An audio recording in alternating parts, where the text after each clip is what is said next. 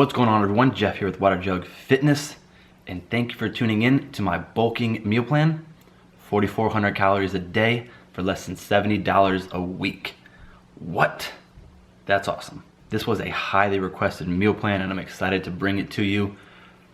If you haven't watched part 1, which is the grocery list, be sure to check that out. You can find a link in the description. If you want a printout of this full meal plan, you can find a link in the description to that, so check it out. And here's a little preview of the PDF for the meal plan, so check this out.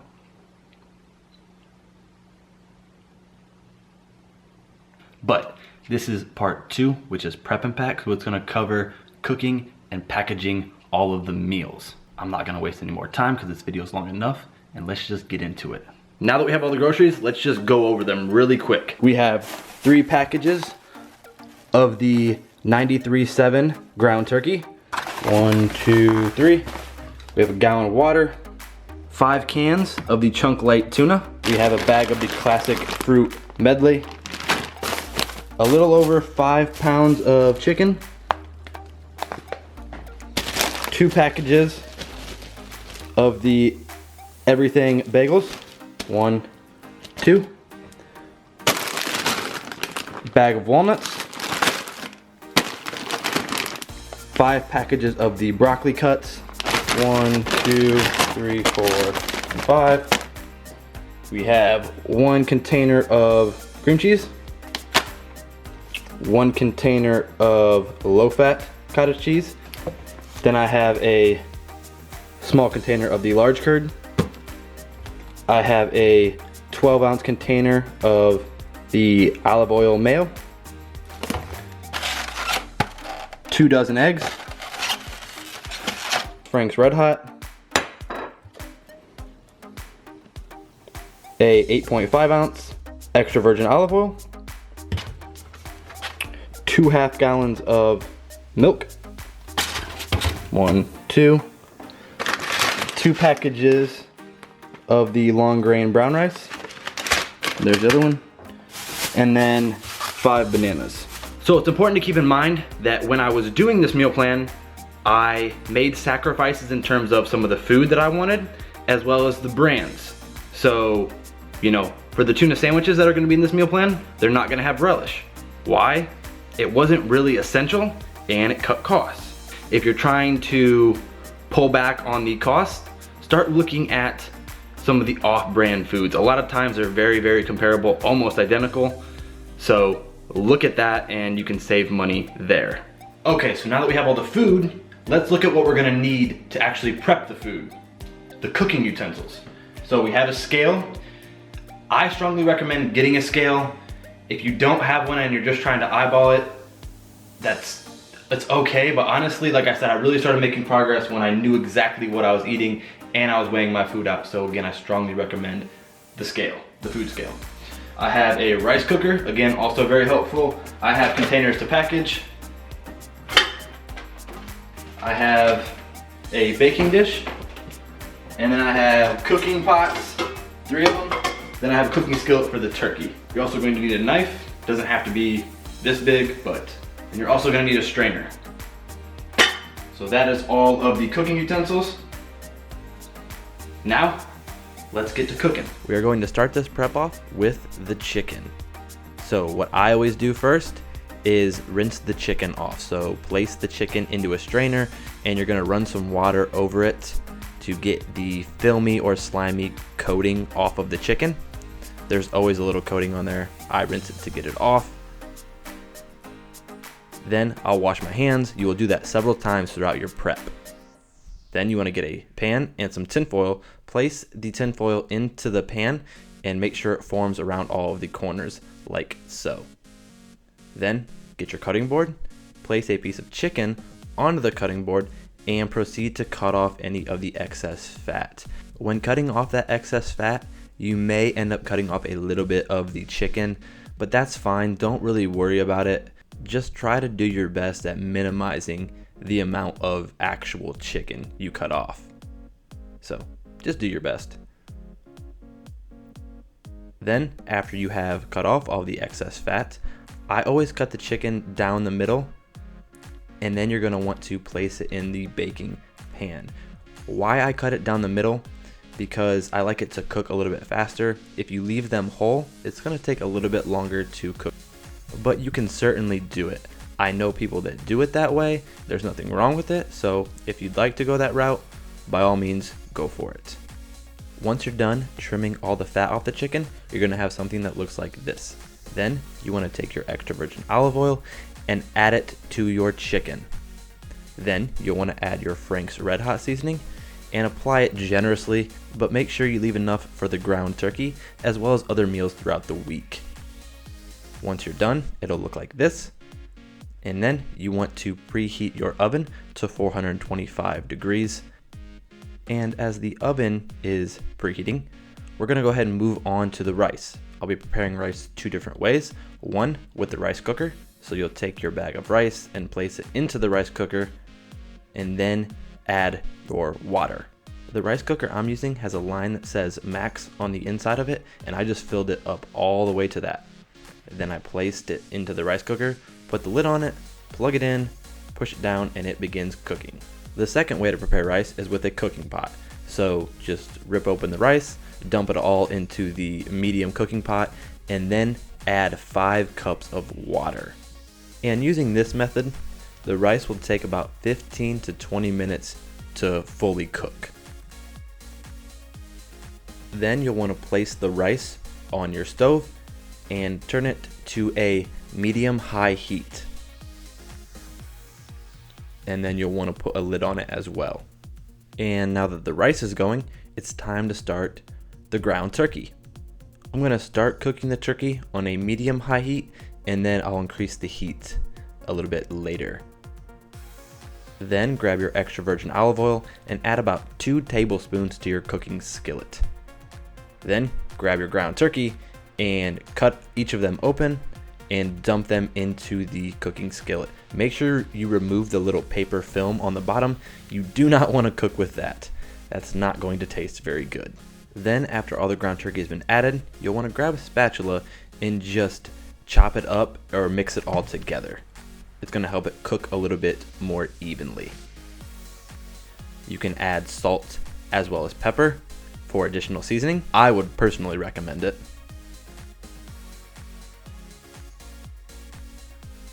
Then place a lid on it. Now that the oven is preheated to 425 degrees, we can place the chicken into the oven and set the timer for 25 minutes. While the chicken is cooking, it's time to go back and check on the ground turkey. So I'm just going to mix it around again to ensure that it is cooking evenly. Then I'm going to turn the heat up a little bit, place the lid back on, and move on to the broccoli. You're going to want to start by opening each broccoli package and dumping it into a large cooking pot.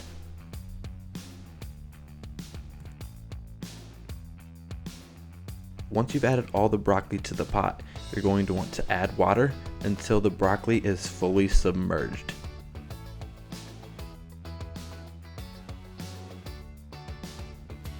Once you've done that, you'll want to place the broccoli on the stove and turn it to a high heat. Or I guess technically it could be considered a medium-high heat. But then I'm going to mix around the rice to make sure that it's all cooking evenly, place the lid back on it. Then I'm going to check on the ground turkey to make sure it is cooking evenly. I do this several times throughout my prep because it's easy to forget about something, whether it's the rice and it gets mushy or the ground turkey gets burnt because I don't mix it. It's just a good tip. Then you want to grab your Frank's Red Hot seasoning and add it to the ground turkey for additional seasoning.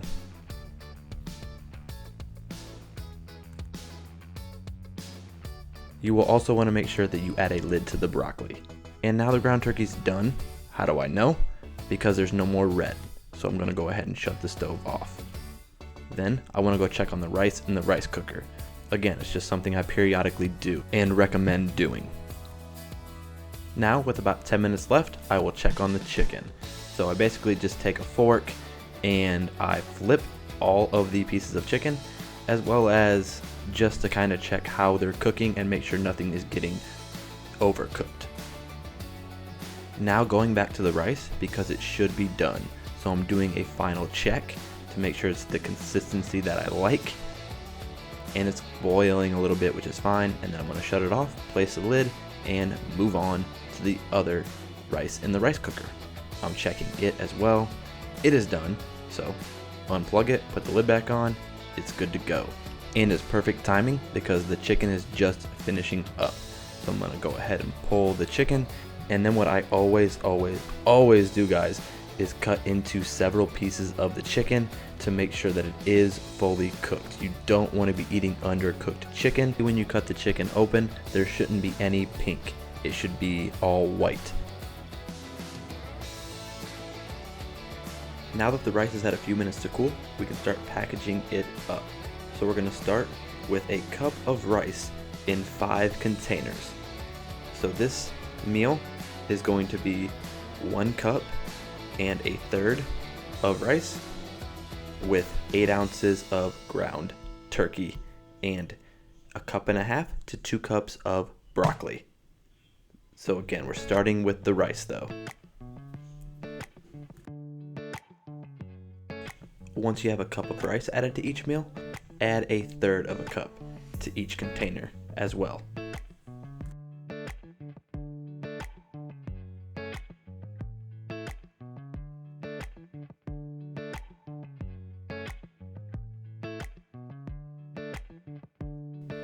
Once all of the rice has been added, it's time to add the 8 ounces of ground turkey. So I'm going to start off by weighing it. If you have an electronic scale, that'll work as well. And if you don't have a scale, I strongly recommend getting one. I suppose you could eyeball it, but you're not gonna know for sure if you're getting 8 ounces in each meal. This way, I know I'm getting 8 ounces in each meal. So again, it's very helpful to have the scale if you can get one.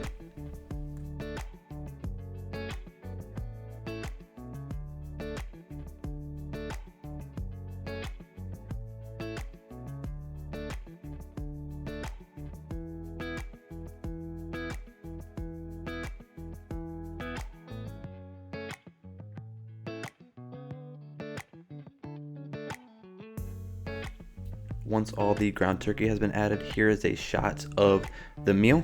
Keep in mind the broccoli isn't shown. That's because it wouldn't fit in this container. It's going to be packaged in its own separate containers. Moving on to the next meal, which is actually dinner or the post-workout meal, it's going to be another cup and 1/3 of rice. So I'm going to start off by adding 1 cup of rice to each container.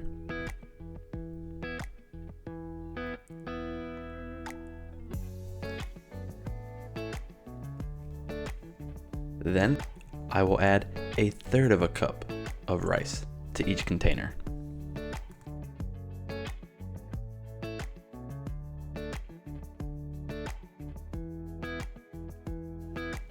Once all the rice has been added, I'm going to start weighing out 8 ounces of chicken. Again, this is where the scale is very, very helpful in knowing exactly how many ounces of chicken I'm going to get in each meal.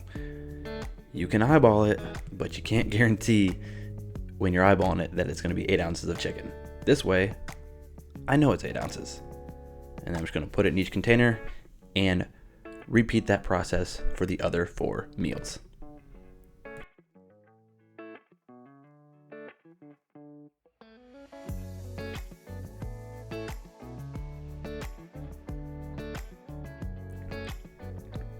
And here's a shot of this meal.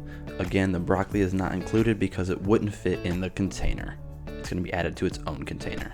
Speaking of the broccoli, after it's cooked for about 15 to 20 minutes, you can go ahead and shut it off and then head over to the sink so you can drain out the water.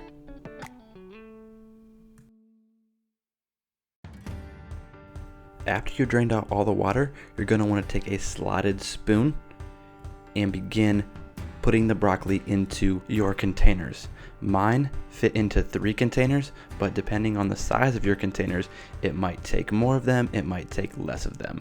But again, you just want to place all the broccoli into separate containers. Then when it's time to eat, I'll just measure out as needed. Moving on to the eggs, you're going to want to place 24 eggs into a large cooking pot. And this is also the last thing that needs to be prepped. After all the eggs are in the cooking pot, you're going to want to fill the cooking pot with water until all the eggs are fully submerged, with at least an inch of water at the top. You can always go over that though. Then you want to head over to the stove and turn the stove to a high to medium high heat. Place a lid on it.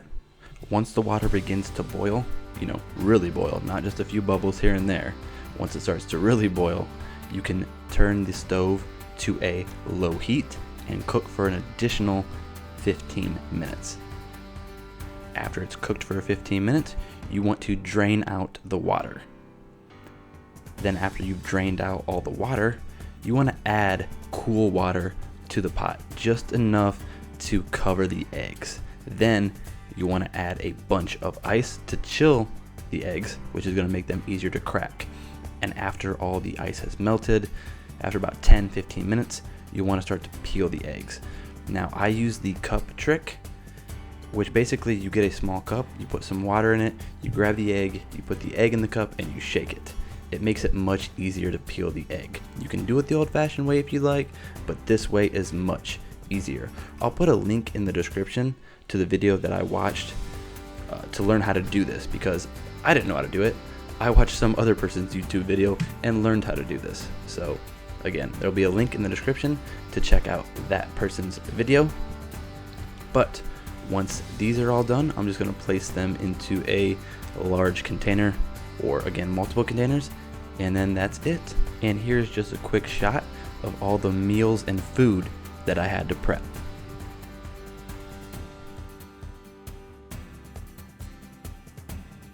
Alright guys, now remember, this was only 2 of the meals that you had to actually cook and package. There are many other meals that you're going to eat throughout the day, but you don't have to prep them. You can make them the day of. So, be sure to check out part 3, which is time to eat, because that video is going to go over when to eat all the meals, how to prepare the meals that weren't prepared today or in the prep and pack video, and also break down all the protein, carbs, and fats for each meal. Also, don't forget, if you want a printout of this full meal plan, check out the link in the description. As always, let me know what you guys thought about this video. It's how I make these videos better. If I don't get feedback, if I don't get comments, I can't improve these videos for you guys. So again, all of it's helpful. Please don't forget to subscribe to my YouTube channel for more videos like this. And that's all I have. Thanks for watching. I hope you guys enjoyed.